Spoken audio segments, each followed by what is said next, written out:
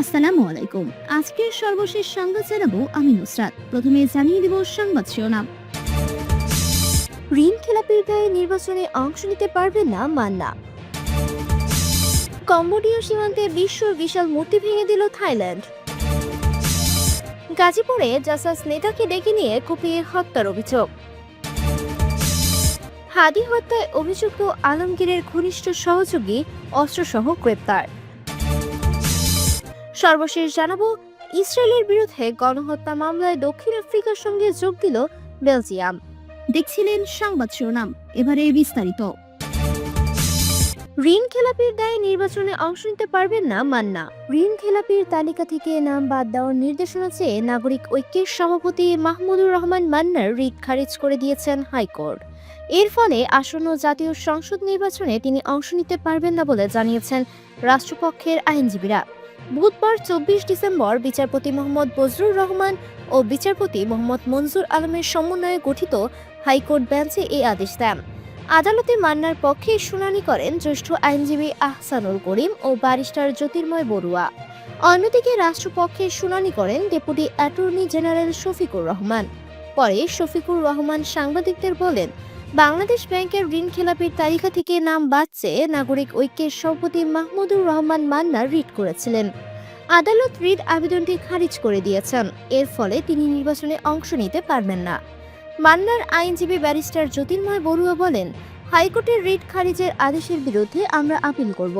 গত 10 ডিসেম্বর মাহমুদুর রহমান মান্নার নেতৃত্বাধীন প্রতিষ্ঠান আফাকু কোল্ড স্টোরেজ লিমিটেডের কাছে খেলাপি 38,04,76,000 টাকা আদায়ে কল ব্যাক নোটিশ জারি করে ইসলামী ব্যাংক বাংলাদেশ লিমিটেডের বগুড়া বরগুলা শাখা। মান্না ও তার দুই অংশীদারের ঠিকানায় পাঠানো এই নোটিশে 18 ডিসেম্বরের মধ্যে বকেয়া পরিশোধের নির্দেশ দেওয়া হয়। নির্ধারিত সময়ের মধ্যে বকেয়া পরিশোধ না করলে তাদের বিরুদ্ধে আইনগত ব্যবস্থা নেওয়া হবে বলে উল্লেখ করা হয়। শাখা প্রধান তৌহিদ রেজার সই করা নোটিশটি প্রতিষ্ঠানের চেয়ারম্যান নাগরিক ঐক্যের সভাপতি মাহমুদুর রহমান মান্না এবং ব্যবস্থাপনা পরিচালক ABM নাজমুল কাদির শাহজান চৌধুরীর ঠিকানায় পাঠানো হয়। কম্বোডিয়া সীমান্তে বিশ্বর বিশাল মূর্তি ভেঙে দিল থাইল্যান্ড। থাইল্যান্ড এবং কম্বোডিয়ার মধ্যে চলমান সংঘর্ষের মাঝে বিতর্কিত সীমান্ত এলাকায় বিশ্বর একটি মূর্তি ধ্বংস করা হয়েছে। এ নিয়ে একটি ভিডিও সোশ্যাল মিডিয়ায় ভাইরাল হয়েছে। বার্তা সংস্থা AFP-র উদ্ধৃতি করে ভারতীয় সংবাদ মাধ্যম NDTV বলেছে, কম্বোডিয়ার একটি পাহাড়ের উপরে অবস্থিত ইউনেস্কোর বিশ্ব ঐতিহ্যবাহী স্থান প্রিয়া ভিহিয়ার এর একজন মুখপাত্র লিম চানপানহা মূর্তি ভাঙার কথা নিশ্চিত করেছে। তিনি বলেছেন, মূর্তিটি কম্বোডিয়ার ভূখণ্ডের ভেতরে আনসেস এলাকায় অবস্থিত। 2014 সালে নির্মিত বিংশু মূর্তিটি থাইল্যান্ডের সীমান্ত থেকে প্রায় 100 মিটার দূরে অবস্থিত। গত সোমবার এটি ভেঙে ফেলা হয়েছে। চানপানহা বলেন, বৌদ্ধ ও হিন্দু অনুসারীদের পূজা করা প্রাচীন মন্দির এবং মূর্তি ধ্বংসের নিন্দা জানায়।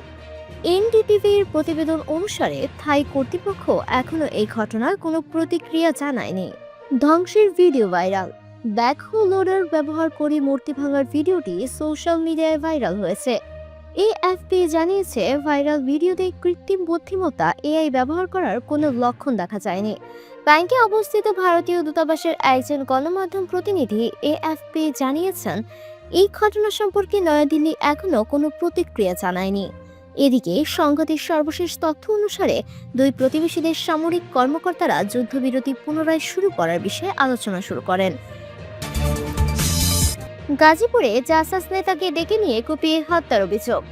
গাজীপুরের শ্রীপুর উপজেলার জাতীয়তাবাদী সামাজিক সাংস্কৃতিক সংস্থা জাসাসের এক নেতাকে কুপিয়ে হত্যার অভিযোগ পাওয়া গেছে। মঙ্গলবার 23 ডিসেম্বর মধ্যরাতে উপজেলার গোসিঙ্গা ইউনিয়নের ঈদখোলা থেকে তার মরদেহ উদ্ধার করা হয় বলে জানান শ্রীপুর থানার ওসি মোহাম্মদ নাসির আহমদ। নিহত ফরিদ সরকার বয়স 41, ওই ইউনিয়নের নারায়ণপুর গ্রামের বাসিন্দা এবং জামাল উদ্দিন সরকারের ছেলে। তিনি জাসাসের গোসিঙ্গা ইউনিয়ন শাখার যুগ্ম সম্পাদক ছিলেন। ফরিদের বাবা জামাল উদ্দিন বলেন, প্রায় 20 বছর প্রবাসী থাকার পর 1 বছর আগে দেশে ফেরেন ফরিদ। তিনি গোসিঙ্গা ইউনিয়নের KBM ব্রিক্সে মাটি সরবরাহের কাজ করতেন। তিনি বলেন, রাতের খাবার শেষে বাড়ি থেকে বের হন ফরিদ। গভীর রাতে স্থানীয় ইউপি সদস্য সবুজের মাধ্যমে জানতে পারি ফরিদ সড়ক দুর্ঘটনায় আহত হয়েছে। ঘটনাস্থলে গিয়ে দেখি ফরিদ রক্তাক্ত অবস্থায় পড়ে আছে। তিনি আরো বলেন, দ্রুত তাকে উদ্ধার করে প্রথমে শ্রীপুর উপজেলার স্বাস্থ্য কমপ্লেক্স এবং পরে শহীদ তাজউদ্দিন আহমদ মেডিকেল কলেজ হাসপাতালে নেওয়া হয়। সেখানে তাকে মৃত ঘোষণা করেন চিকিৎসক। ফরিদের শরীরের বিভিন্ন স্থানে ধারালো অস্ত্রের একাধিক চিহ্ন দেখা গেছে বলে দাবি জামাল উদ্দিনের। শ্রীপুর উপজেলা জাসাসের আহ্বায়ক হেলাল প্রধান বলেন, রাত 10:30টার দিকে ফরিদ স্থানীয় মহাখালী বাজারে কেরাম থালায় ব্যস্ত ছিল। এই অবস্থায় মোবাইল ফোনে ফরিদকে ইট খোলায় যেতে বলা হয়। তিনি বলেন, ভোরের দিকে এলাকাবাসী ফোনে জানান ইট খোলায় ফরিদকে মারধর ও ধারালো অস্ত্র দিয়ে কুপিয়ে ফেলে গেছে কেউ।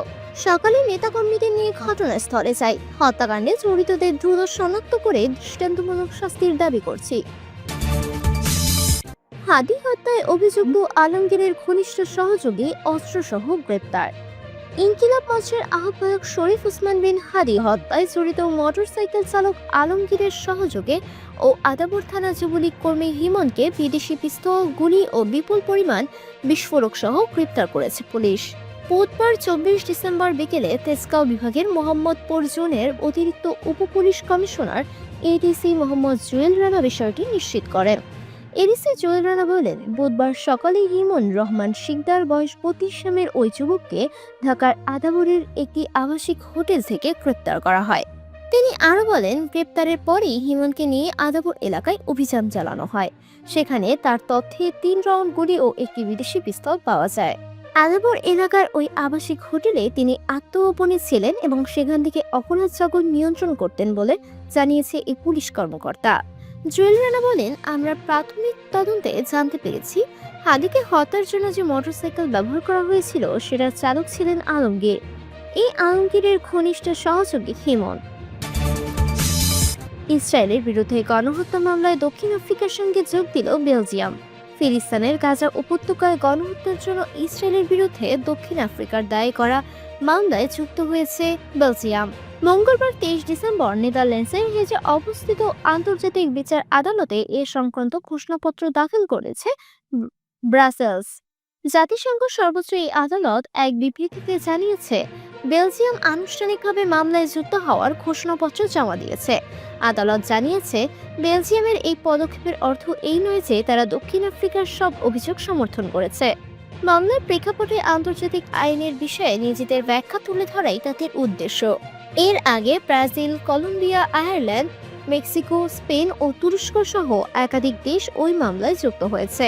2023 সালের ডিসেম্বরে দক্ষিণ আফ্রিকা আন্তর্জাতিক বিচার আদালতে এই মামলা দায়ের করে অভিযোগে বলা হয়, গাজায় ইসরায়েলের আগ্রাসন 1948 সালে জাতিসংঘের গণহত্যা প্রতিরোধ ও শাস্তি সংক্রান্ত কনভেনশন লঙ্ঘন করেছে। 2024 সালের জানুয়ারি, মার্চ ও মে মাসে দেওয়া পৃথক আদেশে আন্তর্জাতিক বিচার আদালত ইসরায়েলকে গাজায় গণহত্যামূলক কর্মকাণ্ড প্রতিরোধে সর্বোচ্চ পদক্ষেপ নিতে নির্দেশ দেয়। এর মধ্যে দুর্ভিক্ষ ঠেকাতে জরুরি মানবিক সহায়তা নিশ্চিত করার কথাও বলা হয়।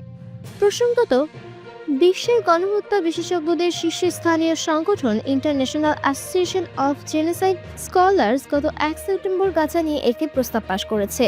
এতে বলা হয়েছে, গাজায় ইসরায়েলে যে গণহত্যা চলেছে তা গণহত্যার সকলে আইনি মানদণ্ড পূরণ করেছে।